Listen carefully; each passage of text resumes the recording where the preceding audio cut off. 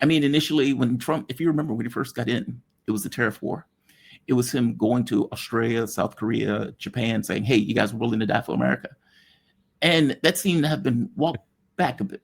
It seems, and you correct me if I'm wrong on this. This seems less likely to escalate to war and remain in the context of an economic struggle, where the U.S. is recognizing on some level, okay, the industrial base obviously belongs to China. Our ability to attack China without it going nuclear seems to be non-existent, short of some kind of nuclear strike, which has its own issues associated with it. Yeah, it does seem that they are. Well, just be clear, when I say this, I don't mean that the U.S. is giving up on primacy. I don't mean that. I just mean it seems to be recognized on some level. Yeah, they're dealing with a peer. Give me your take on that, because you were laughing when I said giving up on primacy. That wasn't the case. Right. I mean, if you look at the U.S. backup plan now for competing with China, they're basically putting all their eggs on AGI. Right. This coincides with the kind of tech bro takeover of the White House. With Peter Thiel back, JD Vance, and all these tech bros getting their claws into Washington. Palantir right now is embedded with the U.S. government, and you just recently had a Palantir CFO doing a very hawkish talk on China, and now the whole logic of the semiconductor sanction on China, which started this whole trade war, was to cripple China's progress in AI, to slow it down. So U.S. will produce Terminator and Skynet first, and China will be screwed. Once we get AGI, it's game over. We'll take over, and China will be relegated to the dustbin of history. But increasingly, that doesn't look like the case. This is why you're seeing Palantir top guys starting to come out very aggressively against China. First you have the DeepSeek moment when China say, you know what, if we don't have the compute, we'll just make our software more efficient, right? We'll cut down the bloatware and utilize what we have. And that's essentially the Huawei approach as well. Huawei said, okay, so yes, you are limiting our ability to manufacture advanced semiconductors. You know what? That's fine. We don't need, so maybe we don't have as powerful GPU unit on our disposal. We'll just use more. We'll use parallel processing. We have a whole bunch of supercomputers all linked together. We'll achieve the similar results. And this is why, I don't think China's AI development is even behind anymore. This is why they're realizing, at the same time, U.S. is blowing a gigantic AI bubble. If you look at the stock market, the stock market is very top heavy. Most of S&P 500 is in the tech stocks, and there's tons of money being bet on AI development. A lot of money is going to data centers.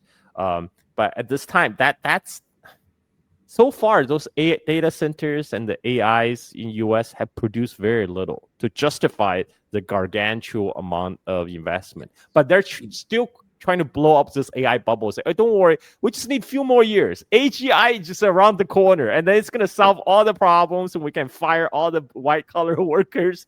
We don't need workers anymore. We're going to have robots working 24/7, and it's going to make us shit tons of money. It's going to justify all these investment.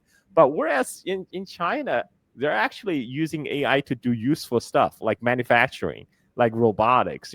China dominates the fields of robotics. So it's going to look pretty ugly when that AI bubble do burst in United States, when people realize, okay, there's no way we can justify $500 billion for Stargate project. On top of that, it's on a very quickly infrastructure, because to build all those data centers, they need a lot of electricity. And guess what happened?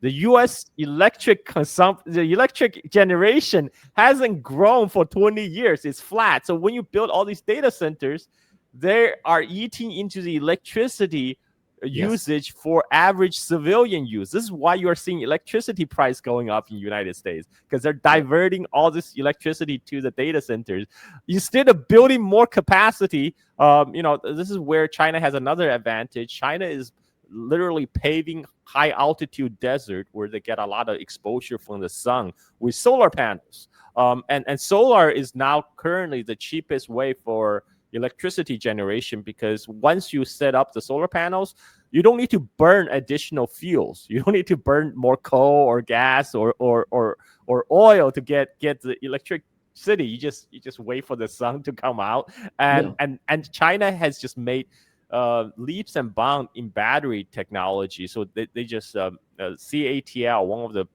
largest battery maker in the world, they just came out to announce they're making giant leap in the solid battery development, which is they're going to using sodium ion battery, which is much more, and that's going to drastically reduce the battery price. It will make storage of solar energy much more affordable. So China is doing all the right thing right now, and they're not putting all the eggs in one basket either. They're building out. When I went to Xinjiang, I saw desert covered with wind farms and solar farms, and China is also building new nuclear facilities. They're doing the fastest nuclear reactor build out in the world. So they have abundant energy in China. The electricity, the energy consumption, the energy is cheap in China. And if you think about it, our civilization, eventually everything, including AI, whatever, everything runs on energy, on the price of energy. When you have cheap energy, that's how you're going to compete. This is how you're going to thrive. And whereas Trump, because he had to appeal his traditional support, he has put everything on big oil now. Right, he gone everything big oil. He scrapped all the financial subsidies for sustainable. Why there was a little hiccup between his relationship with Elon Musk. So right now, United States is not.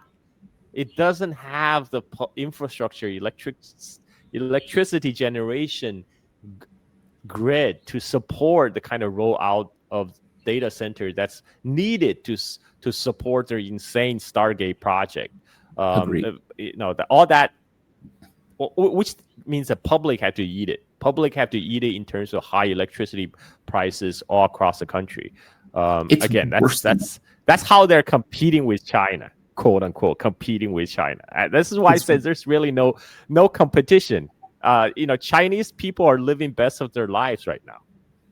It's worse than that, Carl.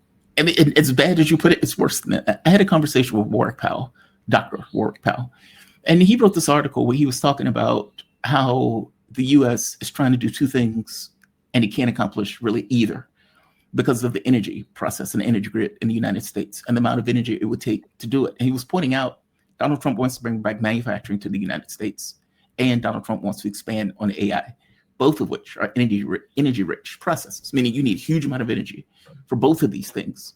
And he was going into the numbers about how much energy you would need for like one.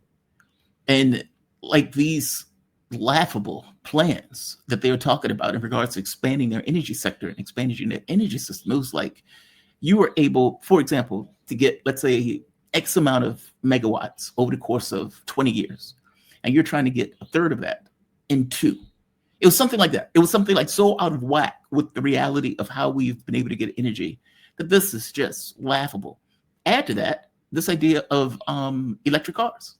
If you remember, the American grid wasn't even sufficient in order to do just electric cars. Not talking about AI, not talking about industry being brought back, just electric cars by themselves. The plan that Biden wanted was like all of the cars be electric by 2050 or something like that. And we weren't even up to snuff on that. So it's like, yeah, the point that you're making is right. Like, we're trying to do heavy industry or trying to bring those back in the States, which is, again, a question. I don't think it's going to take place. Trump's going to be there for 3 years. And we're trying to do AI and be a leader on AI. And as you point out, everybody's electric prices are gone up.